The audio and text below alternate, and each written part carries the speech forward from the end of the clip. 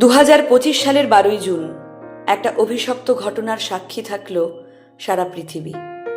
Ahmedabad airport থেকে দুপুর 1:38 উড়েছিল লন্ডনগামী AI-171। কিছু মুহূর্ত পরেই পাইলট বলেছিলেন মাত্র একটা শব্দ, মেডে মেডে মেডে। তারপর থেকে আর কিছুই শোনা যায়নি।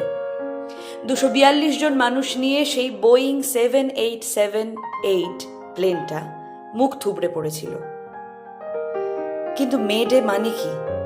এটা শুধু একটা শব্দ না, এই একটা শব্দ মানে হেল্প মি বা আমায় সাহায্য করো।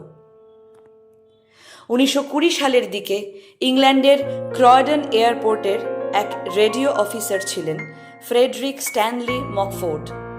তাকে বলা হয়েছিল এমন একটা শব্দ তৈরি করতে হবে যেটা পাইলট হোক বা গ্রাউন্ড ক্রু সবাই ইমার্জেন্সিতে শুনেই বুঝে যাবে বিপদ আসছে। তখন প্রচুর প্লেন উড়ত লন্ডন থেকে প্যারিস, তাই তিনি বেছে নিলেন এক ফরাসি শব্দ মেইডে, বানান MAIDER, মানে হেল্প মি। তার ফোনেটিক ভার্সন হলো মেডে। 1923-এ প্রথম চালু হয় এই শব্দটি। 1927-এ মেডে হয়ে যায় আন্তর্জাতিক distress call.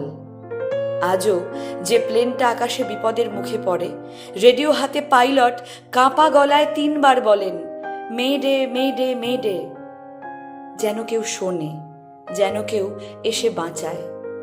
Air India 171-এর cocopeat থেকে সেই শব্দই ভেসে এসেছিল শেষবারের মতো।